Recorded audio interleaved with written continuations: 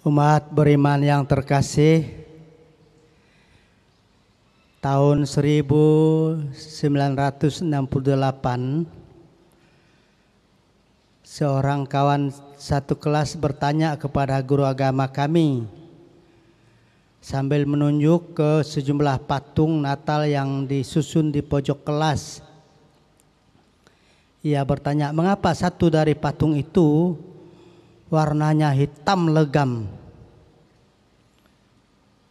Guru itu menjawab dengan tangkas, katanya, oh itu orang yang berasal dari tempat yang paling jauh. Karena dia tidak mau ketinggalan dari dua rekannya, maka dia berjalan siang dan malam. Panas terik pun ditembusnya sehingga badannya jadi hitam legam karena cahaya matahari. Dan kami semua puas mendengar keterangan itu. Tahun 2016,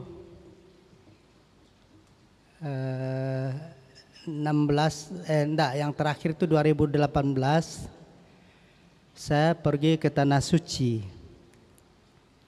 Menurut pemandu wisata, itulah jumlah wisatawan terbanyak selama ia memandu wisata belasan tahun. Lapangan parkir sulit karena penuh sesak. Restoran-restoran padat manusia. Jalan menuju objek-objek wisata religius itu penuh sesak manusia. Jadi saya teringat akan jawaban dari guru agama saya itu. Rupanya sekarang pun terjadi.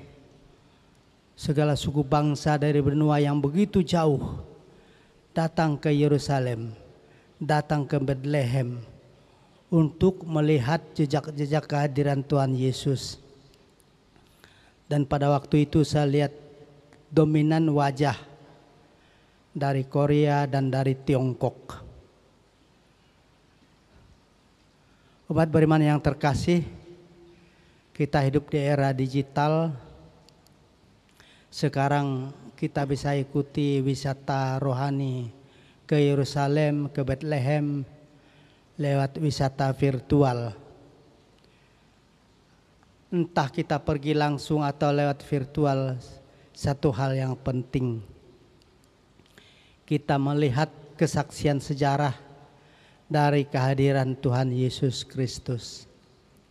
Dan itu membuat kita makin percaya Tuhan ada di tengah-tengah kita. Lalu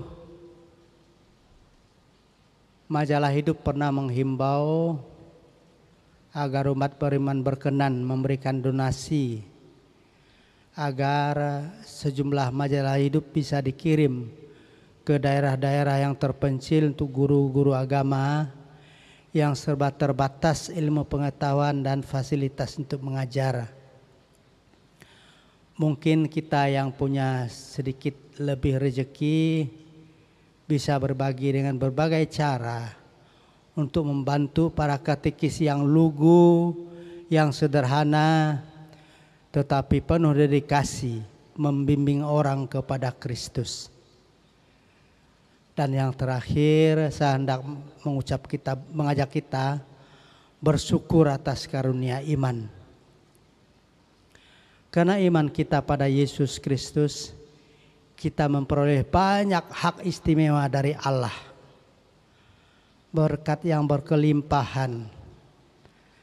Dan satu hal yang tidak kalah penting ialah di akhir hidup kita, Yesus akan berkata, hai kamu yang diberkati Bapa-Ku, terimalah kerajaan yang telah disediakan bagimu sejak dunia dijadikan. Itu hak istimewa kita sebagai pengikut Kristus. Kondisi saya berangsur-angsur membaik.